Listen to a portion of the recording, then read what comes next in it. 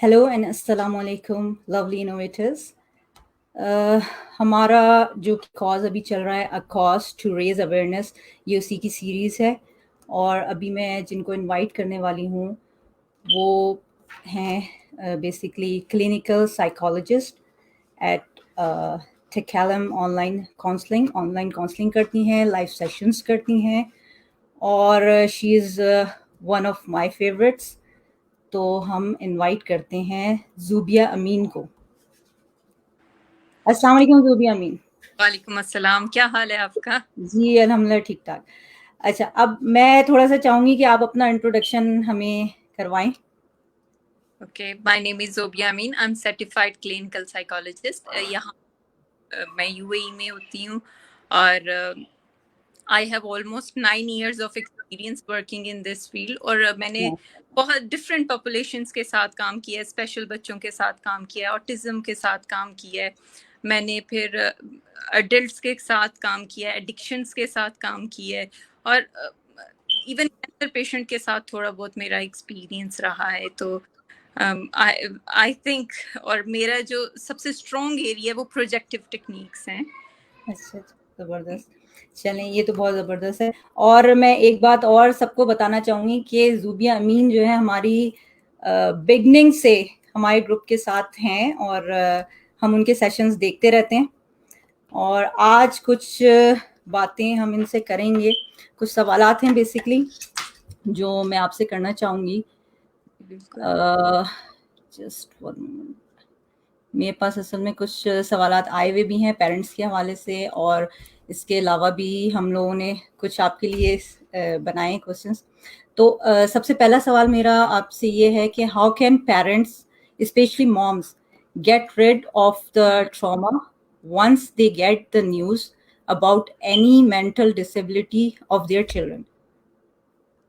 अच्छा, अगर हम ये सोचें कि ट्रॉमा से एकदम निकला जा सकता है तो दैट्स नॉट पॉसिबल। ये एक बहुत बड़ी बात होती है कि अगर किसी का बच्चा डायग्नोज किया जाए कि उसे कोई इस तरह की डेवलपमेंटल डिसऑर्डर है या वो इंटेलेक्चुअली चैलेंज्ड बच्चा है, तो सबसे पहले हम जो होते हैं ना इमोशनल होते हैं। हर इंसान इमोशनल है, और स्पेशली जब माँ होती है, माँ बहुत इमोशनल होती है और वो अपने बच्चे के साथ इतना अटैच होती है कि वो अपने बच्चे को अपना पार्ट समझती है। और जब उसे ये खबर मिलती है कि ही या शी इज नॉट फाइन, उसका फाइन नहीं, तो उसे लगता है कि ये शायद उसमें कमी है या उसमें प्रॉब्लम है। उसे ये नहीं लगता कि बच्चा एक अलग है, क्योंकि माँ उसके साथ इतना अटैच होती है सारा वक्त, जो माँ ने उसको बियर किया होता है अपने अंदर। तो इस वजह से जब भी कभी माँ सुनेगी, कोई भी हो, वो इमोशनली एक दफा बहुत ज्यादा डिस्टर्ब होगा। हमसे जो सबसे बड़ी तकलीफ किसी भी इंसान के लिए हो सकती है वो ये है कि जब वो किसी के साथ भी इमोशनली अटैच हो, चाहे वो माँ बाप हो, बहन भाई हो, जिसके साथ भी वो इमोशनली अटैच हो, उसके बारे में कोई नेगेटिव या कोई चीज सुने, तो जो सबसे पहला रिएक्शन होगा ना, होगा नहीं, ऐसा नहीं हो सकता, इट्स नॉट पॉसिबल। हम शॉक में जाते हैं, शॉक के बाद रिजेक्शन की तरफ जाते हैं, रिजेक्शन के बाद हम डिप्रेशन में चले जाते हैं, एग्जैक्टली, डिप्रेशन मतलब हम ये एक्सेप्टेबल ही नहीं होता एक माँ बिल्कुल के लिए खास तौर पे। बिल्कुल कि ये इतना बड़ा मसला मेरे बच्चे के साथ हो गया है। फिर आर्ग्यूमेंट्स होते हैं, डॉक्टर से बार बार कंफर्म किया जाता है, पूछा जाता है कि क्या वाकई में ये प्रॉब्लम है। 2-3 डॉक्टर्स के पास जाया जाता है, बार बार बदल बदल के, शायद कोई कुछ और बताते, शायद इस डॉक्टर से गलती हुई हो। क्योंकि सबसे मुश्किल चीज जो है ना, एक्सेप्टेंस। और ये इंसान जब किसी के बारे में, अपने जिसके साथ वो अटैच होता है उसके बारे में सुनता है, तो वो एकदम एक ग्रीफ पीरियड से गुजरता है, और ग्रीफ की एक साइकिल होती है और एंड में एक्सेप्टेंस आती है। तो जब इंसान ये सुनता है और वो परेशान होता है, तो मुझे नहीं लगता ये कोई एबनॉर्मल चीज है, ये नॉर्मल है। मसला तब आता है जब सब कुछ कंफर्म हो गया है, पता चल गया है, लेकिन फिर भी वो एक्सेप्टेंस की तरफ नहीं आता। क्योंकि जब तक एक्सेप्टेंस की तरफ नहीं आएंगे, उस बच्चे पे काम होना शुरू नहीं होगा। तब तक तो वो ये होगा को किसी तरह नॉर्मल प्रूव किया जाए, इसको किसी तरह जो नॉर्मल कैटेगरीज में लाया जाए। ठीक है, तो इसीलिए वो एक्सेप्टेंस का जो फेज होता है वो मुश्किल होता है और उसमें टाइम चाहिए होता है माँ को। तो इसीलिए कोई ऐसी खबर मिले, आपको अपने आप को रिलैक्स करना है, खुद समझना है, आपको आपका दिल चाहता है 2-3 डॉक्टर से कंफर्म करने के लिए आप जाएं, क्योंकि कभी कभी होता है बहुत सारे डॉक्टर मिस डायग्नोज भी कर सकते हैं। जरूरी नहीं कोई किसी एक की जजमेंट या कुछ उस स्पेसिफिक इवेंट या इंसिडेंट में वो बच्चा वैसे रिएक्ट कर रहा हो, वरना नॉर्मली वैसा ना हो।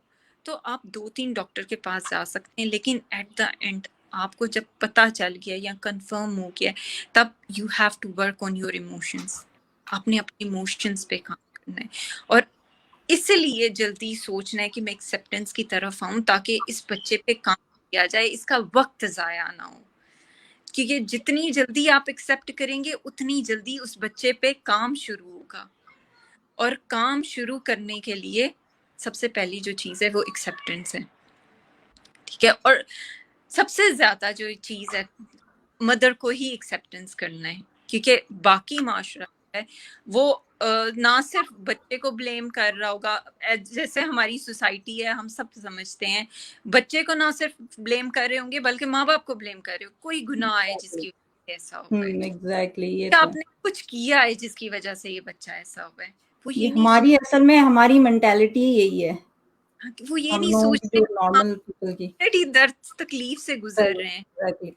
इससे बड़ी तकलीफ क्या, इससे बड़ी आजमाइश क्या है कि एक बच्चे के साथ प्रॉब्लम है। कोई भी नॉर्मल इंसान दूसरे के बच्चे को देख के कितना फील करते हैं हम एक दूसरे के, अगर सोचें मेंटली की बात सोचें, फिजिकली किसी के साथ प्रॉब्लम हो, हम सब उसके साथ कहते हैं हाय बेचारा इतना सा बच्चा है, उसका क्या बनेगा जिंदगी में। लेकिन जहाँ मेंटल इलनेस की चीज आती है, मेंटल इलनेस की बारी आती है, वहां पे हमारा एक्सेप्टेंस जो लेवल है ना वो बहुत लो हो जाता है। ना सिर्फ माँ बाप मुश्किल में होते हैं बल्कि सोसाइटी भी एक्सेप्ट नहीं कर रही होती, सोसाइटी भी ब्लेम डाल रही होती है। और ये अभी से शुरू नहीं, जब ऑटिज्म के बारे में लोगों को पता नहीं चला था या लोगों को ऑटिज्म के चिल्ड्रन बच्चों पे रिसर्च होना शुरू की हुई थी, तो सबसे पहले इवन गोरों ने माँ बाप पे ब्लेम डाला था कि ये माँ बाप उन्हें सही तरह ट्रीट नहीं करते, या ये जो मदर्स होती हैं, जो फ्रोजन मदर का कॉन्सेप्ट है कि जो कोल्ड मदर होती हैं, जो इमोशंस अपने बच्चे के साथ नहीं अटैच होती या इमोशंस एक्सप्रेस नहीं करती, उसकी वजह से बच्चा ऑटिज्म हो जाता है। तो उनकी रिसर्च कर करके अब उन्हें समझ आई है कि नहीं, ये माँ बाप की गलती नहीं है, सही। It's something inherited.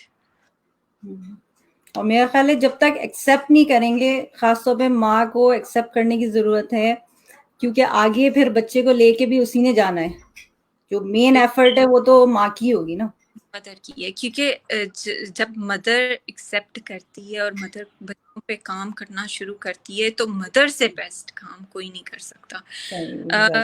मैं एग्जांपल दूंगी, एक टेम्पल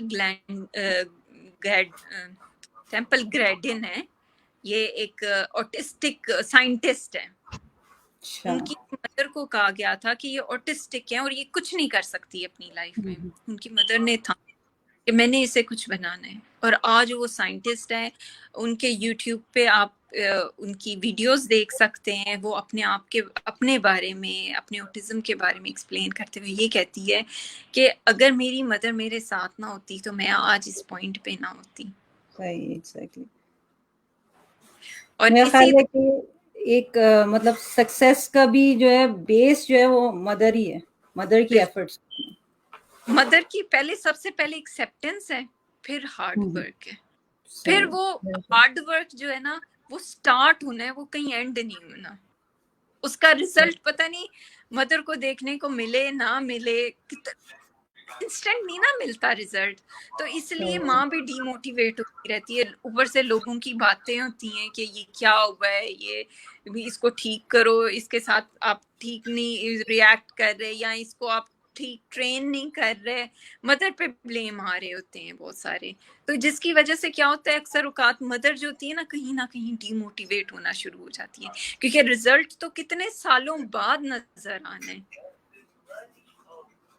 जैसे कि हिरा अदनान ने अभी कमेंट किया है कि therapist can only do therapy by mothers but mothers can do magic. Exactly. Therapy, ये पता है मदर्स होती है ना वो थेरेपिस्ट बन जाती हैं। बिल्कुल बिल्कुल। वो थेरेपिस्ट नहीं होता, थेरेपिस्ट मदर को सिखाता है कि मदर ने किस तरह थेरेपिस्ट बनना है। थेरेपिस्ट तो आपके लिए पास 1-2 घंटे के लिए होता है, 15 मिनट के लिए होता है, 20 मिनट के लिए होता है, लेकिन मदर तो आपके साथ 24/7 है, हर स्टेप पे है। तो अगर देखें थेरेपिस्ट अगर आपके साथ काम कर रहा है और वो आपकी सोच या बिलीव अगर 15 मिनट में आपके बिलीफ चेंज कर सकते हैं, तो सोचें वो को थेरेपिस्ट जो आपके पास 24/7 है वो क्या कर सकते हैं। एग्जैक्टली। तो ये मदर का कमाल होता है कि मदर कितनी अच्छी को थेरेपिस्ट बनती है, मदर कितनी अच्छी थेरेपी कर रही है साथ मिलके। अच्छा, एक सवाल और है हमारे पास कि how can parents overcome their own mental depression while dealing with their hyper kids. Like देखिए, आपने खुद देखा होगा कि डिप्रेशन में पेरेंट्स भी खुद आ जाते हैं, तो उसको ओवरकम कैसे किया जाए? क्योंकि वही बात है, आसान नहीं है। रिजल्ट जो है नजर नहीं आ रहा, मेहनत की जा रहे हैं, माँ बाप की जा रहे हैं, थेरेपिस्ट कह रहे हैं ऐसे ट्रीट करें, इस तरह रिएक्ट करें, इस तरह एनवायरनमेंट को चेंज करें, इस तरह। मदर और पेरेंट जो पेरेंट्स हैं वो सारे सिर्फ काम कर रहे हैं,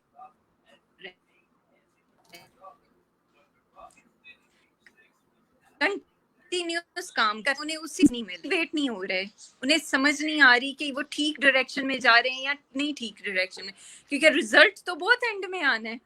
कहाँ 10-15 साल बाद पता चलना है कि वो मदर या जो पेरेंट काम कर रहे थे उस बच्चे पे उसका क्या इफेक्ट आया है, वो उसने बच्चे ने क्या क्या कुछ पिक की है, क्या क्या चीजें सीख ली हैं।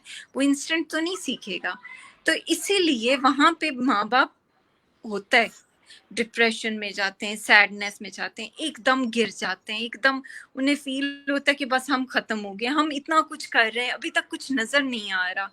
तो ये कॉमन है, लेकिन हाँ इस पे बहुत जरूरी चीज जो है, सबसे पहले माँ बाप को या पेरेंट्स को अपनी मेंटल हेल्थ का बहुत ज्यादा ख्याल रखना है। उन्हें अपने बारे में लिखना है, अपने बारे में नोट करना है कि उनकी सोचें क्या हैं, उनके बिलीव्स क्या हैं, उन्हें कोई इश्यूज तो नहीं हो रहे, उन्हें कोई नेगेटिव सोचें तो नहीं आ रही, नेगेटिव सोचें बढ़ तो नहीं रही। ठीक है, क्योंकि जब इंसान खुद पे काम करता है ना तो वो दूसरों पे भी इजीली काम कर सकता है। तो जब वो लिखना शुरू करेंगे और अगर उन्हें पता चलेगा कि हम डिप्रेशन में जा रहे हैं या अब हमसे कंट्रोल नहीं हो रही ये चीजें, तो मस्ट है कि वो किसी थेरेपिस्ट से एक आधा सेशन ले लें, कंसल्ट कर लें, क्योंकि वो उनको उसी वक्त उनकी जो पॉजिटिव चीजें जो वो कभी कभी इंसान होने के नाते हम पॉजिटिव चीजें इग्नोर कर जाते हैं, हम हमारा फोकस ज्यादा क्या होता है, ये भी नहीं हो रहा, ये भी नहीं हो रहा, ये भी नहीं, हमारा फोकस ये नहीं होता कि देखो कल ये हाल था, आज यहाँ इतनी इम्प्रूवमेंट आई है, चाहे इस इम्प्रूवमेंट आई हो, हम वो नहीं देख रहे थे, वो हम इग्नोर करते जाते हैं। तो जब थेरेपिस्ट आपसे बात करता है ना तो आपको आप वो चीजें भी देख पाते हो कि ये छोटी छोटी इम्प्रूवमेंट्स आ रही हैं, ये चीजें जो है ये बेटर हो रही हैं। तो वहां पे सबसे पहले सबसे इम्पोर्टेंट माँ बाप को अपने आप को इम्पोर्टेंट कंसिडर करना है कि हम बहुत इम्पोर्टेंट हैं, हम हैं तो हमारे साथ हमारा बच्चा कर रहे हैं। अगर हम थोड़ा सा पीछे डिप्रेस हो रहे हैं, सैड हो रहे हैं, तो हमारा बच्चा भी हमारे साथ, क्योंकि वो आपसे ही तो सीख रहा है, वो आपके साथ ही तो, और पेरेंट्स ने ही तो पावर देना है वो बच्चे को। आपके तो क्लोज है इतने, वो आपसे ही तो एनर्जी ले रहा है। तो अगर आप डाउन हुए तो आपका बच्चा भी डाउन हो जाएगा। तो इसीलिए माँ बाप को सोचना है कि ये नहीं कि बच्चे की हेल्थ के बारे में सोचना है या देखना है, नहीं, अपनी हेल्थ के बारे में भी सोचना है, क्योंकि उन्हें ये सोचना है कि हम जो बच्चे के पास पावर जा रही है वो कहाँ से जा रही है, वो हमसे जा रही है। अगर हम पॉजिटिव होंगे, खुश होंगे, तो हम बच्चे को वही वाइब्स देंगे। वो वही चीजें फील करेगा। अगर हम नहीं होंगे तो वो चीजें फील नहीं कर पाएगा। तो इसलिए पेरेंट्स की हेल्थ भी जो है वो बहुत इम्पोर्टेंट है, बहुत ज़रूरी है। और पेरेंट्स को साथ साथ, बच्चे के साथ साथ अपनी हेल्थ पे या अपनी मेंटल हेल्थ पे, अपनी इमोशंस पे बहुत ज़रूरी है काम करें वो, और सही है, नज़र रखें। सही, मॉनिटर करते रहें। बिल्कुल बिल्कुल, अच्छा, क्योंकि हम अच्छा, इसके बाद एक बात आ जाती है कि dealing, how to deal with social pressure, इसको कैसे डील किया जाए ये पेरेंट्स के लिए? ये बहुत है, हम्म, क्योंकि हमारी सोसाइटी अभी तक उतनी जो डेवलप नहीं हुई या उतनी वो चीजें समझ नहीं पाती। तो हम क्या करते हैं, society meant to be supportive, या फैमिली को जो जो फैमिली सिस्टम है वो एक दूसरे को सपोर्ट करना, पर अनफॉर्चुनेटली हमारा जो कल्चर है, हमारा जो सिस्टम है, उसमें कंपटीशन बहुत है, एग्जैक्टली, कंपैरिजन बहुत है, हम हर किसी से आगे बढ़ना चाह रहे हैं। तो वहां पे क्या होता है कि जो सपोर्ट करने का जज्बा है ना, वो कहीं दब जाता है। सपोर्ट मेरा ख्याल करने, है ये प्रॉब्लम तो है हमारी सोसाइटी में कि हम इस चीज में खास तौर पे, एक तो अवेयरनेस नहीं है, और बिल्कुल दूसरी बात, जो अगर अवेयरनेस है लेकिन we don't know how to support, एक मसला ये भी है। बातों से डिमोटिवेट कर जाते हैं। हम्म, क्या होता है, ओहो तुम्हारे बच्चे को ये मसला है, अब इससे क्या फिर आपने शो, या वही आपने बात आ जाती है ना, सिंपैथी, सिंपैथी नहीं मोटिवेट कर, करनी है, empathy, learn to empathy.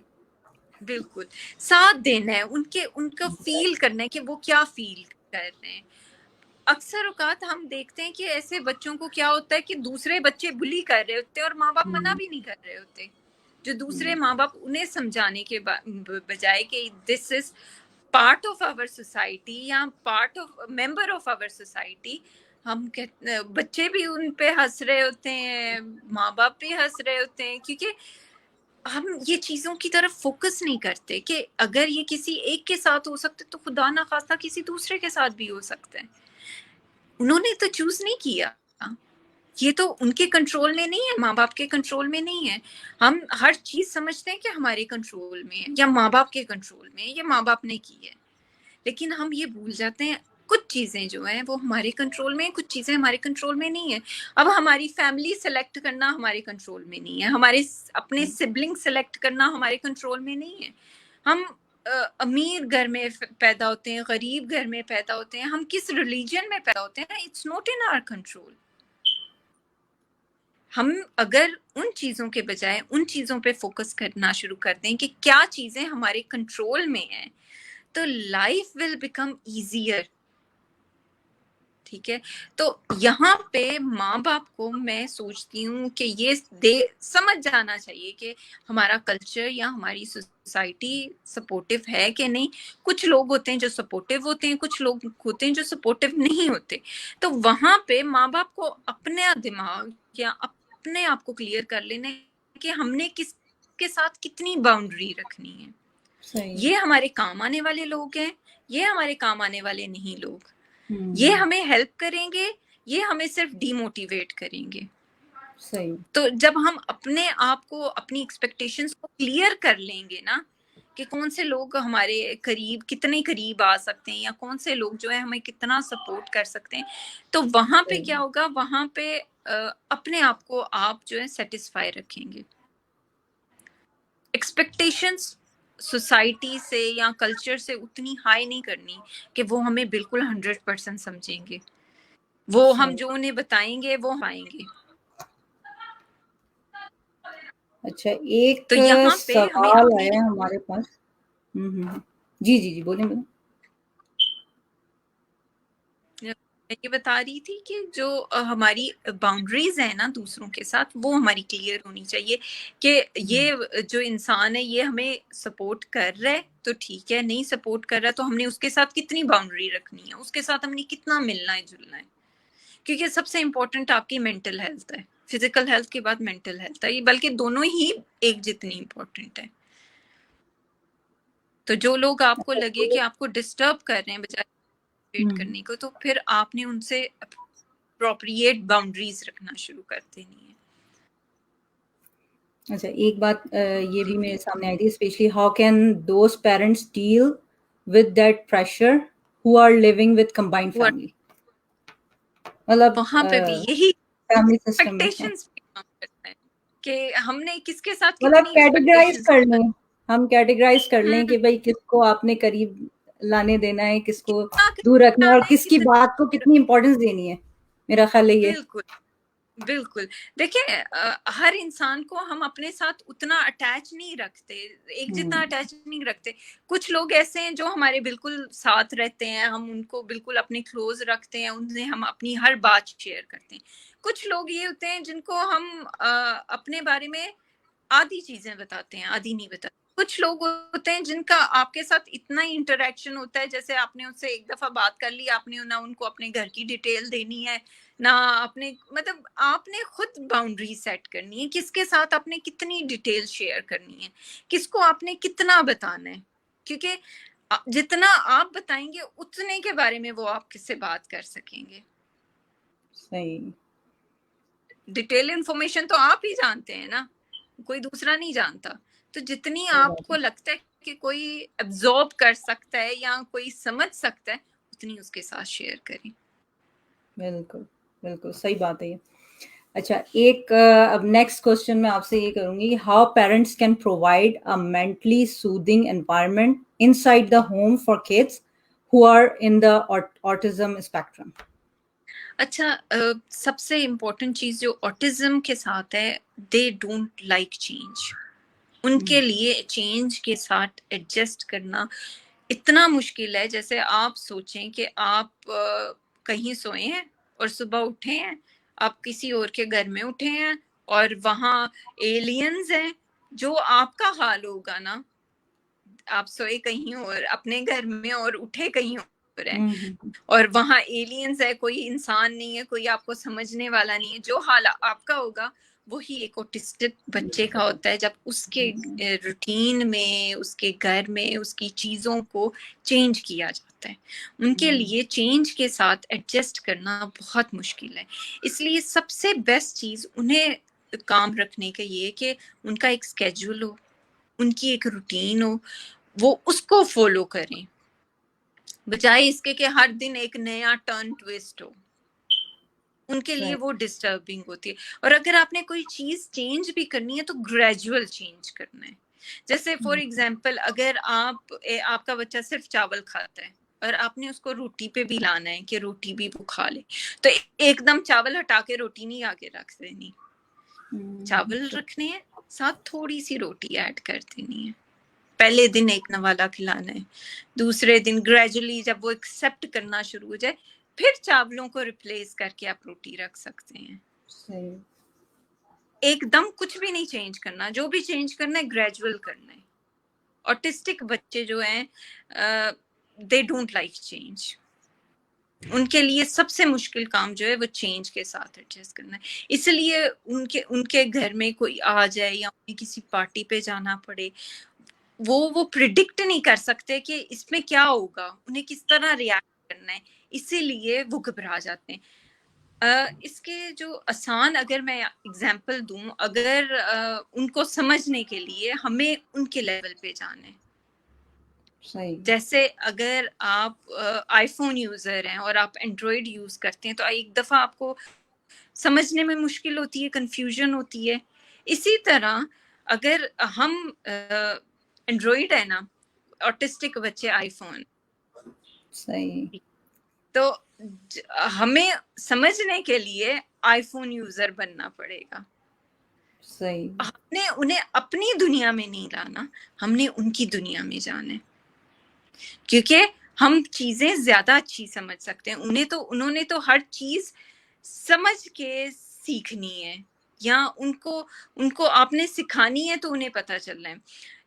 Autistic बच्चे, हम कहते हैं कि कुछ बच्चे ऐसे होते हैं, एक मैं कहीं पढ़ रही थी ऑटिस्टिक बच्चे के बारे में, उसने लिखा हुआ है कि जब मैं 8 साल की हुई, मुझे अचानक पता चला कि हर चीज की बैक साइड होती है। अच्छा। ओके। मतलब उन्हें हमें इतनी बेसिक चीजें जो हैं वो हम्म, सिखानी होती है उनकी सही दुनिया में, उन्हें अपनी दुनिया में नहीं खींचना।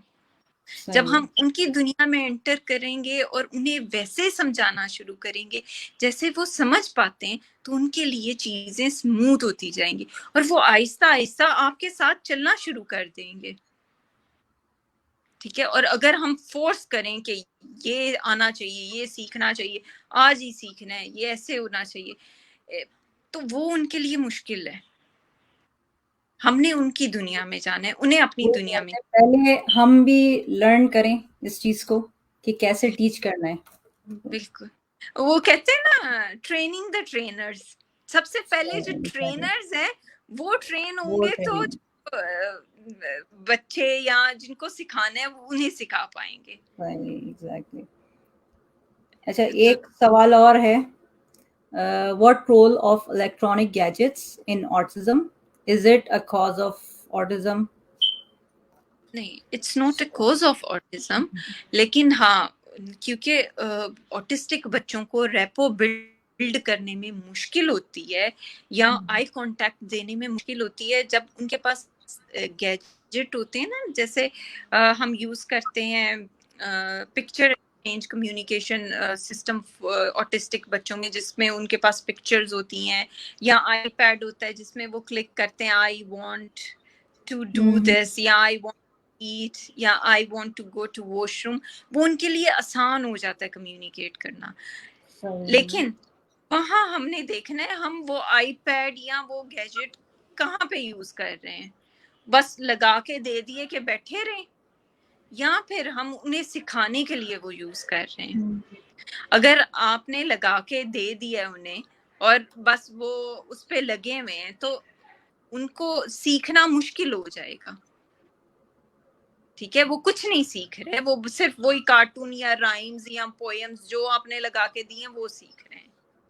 सही। लेकिन अगर आप उनको मॉडिफाई करें सिखाने के लिए, तो वो बहुत अच्छा सीख सकते हैं। मतलब गैजेट भी हेल्पफुल लेकिन हैं।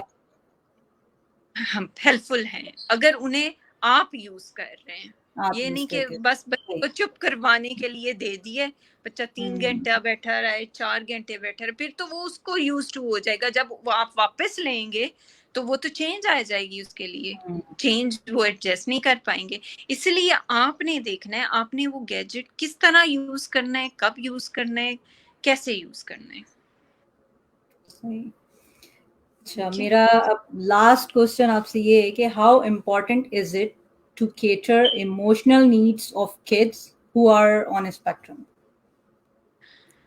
देखिए कभी कभी हमें क्या लगता है इस बच्चे को समझ नहीं आ रही, ये तो अगर आई कांटेक्ट नहीं कर रहा तो उसे कुछ फील भी नहीं हो रहा। ठीक है, ये तो ऐसे ही शोर मचा रहा है, ये तो ऐसे ही रोक कर रहा है। ठीक है, लेकिन असल बात क्या है, वो बच्चा सब कुछ फील कर रहे हैं। ठीक है, वो इवन आपकी टच फील कर जाता है कि ये इसने मुझे सख्त हाथ लगाया है, इसने मुझे सॉफ्ट हाथ लगाया है, ये मुझसे प्यार से बात कर रहा है, ये मुझे गुस्से से बात कर रहा है। वो रिएक्ट वैसे ही करेंगे अगर आपने एक उन्हें जैसे नॉर्मली हमारे जो भी फीलिंग्स होती हैं वो सब वो फील कर रहे उनमें होते हैं।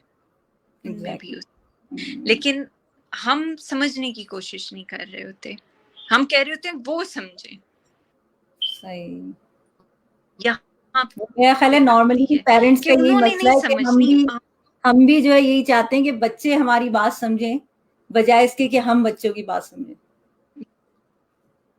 बिल्कुल, हम क्या होता है कि बच्चा कभी कभी क्या होता है टेंशन गेन करने के पास पीस ऑफ पेपर पड़ा हो ना टेबल पे, और वो आपका बड़ा इंपॉर्टेंट पेपर हो, अब बच्चे को मना कर दो इसको हाथ नहीं लगाना, वो क्या करेगा, थोड़ा सा ऐसे हाथ लगा के देखेगा कि क्या होता है, आप उसकी तरफ देखेंगे रुक रिएक्शन क्या आता जाएगा, है? फिर सही। थोड़ा सा हाथ लगाएगा, फिर आप देखेंगे फिर रुक जाएगा, फिर नीचे गिरा देगा। और माँ बाप नॉर्मली क्या करते हैं, गुस्सा करना शुरू कर देते हैं, तुम्हें कहा है हाथ नहीं लगाना, हाथ क्यों लगा रहे हो, ये इतना इम्पोर्टेंट पेपर मेरा खराब कर दिए, ये कर। अब बच्चा क्या देख रहा है कि सिर्फ इससे टेंशन मिल रही है, चाहे वो नेगेटिवली मिली है पर उसे टेंशन मिल रही है, उसे उसको कोई ध्यान दे रहा है, वो कुछ नहीं सीख रहा। असल जो चीज होती है बच्चे को करने के लिए कि अगर हमारा दिल है कि वो इस पेपर को हाथ ना लगाए, तो हमने दिखाना है कि इस पेपर को वो हाथ लगा सकता है। ये छोड़ो, ये लो, ये पेपर लो, इस पे चलो हम दोनों मिलकर ड्राइंग करते हैं। सही, हाँ, उसे जाहिर है इम्पोर्टेंस का नहीं पता ना कि कौन सा पेपर इम्पोर्टेंट है, वो सिर्फ एक पेपर, बच्चे उससे को ज्यादा पेपर का पता है। एग्जैक्टली। बिल्कुल, उसने तो खेलना है, उसकी सोच खेलने पे, उसकी सोच ये अच्छा, थोड़ी ये मेरा ख्याल है इम्पोर्टेंट है, ये कि लेस इम्पोर्टेंट है। मेरा ख्याल है कि सबसे इम्पोर्टेंट बात ये है कि हमें ये समझना चाहिए कि बच्चे को अटेंशन चाहिए बिल्कुल, या बच्चे को टाइम। अटेंशन, बिल्कुल, बच्चे को अटेंशन चाहिए, टाइम चाहिए, और अगर वो रिएक्ट कर रहा है तो हमने देखना है क्यों रिएक्ट कर रहा है।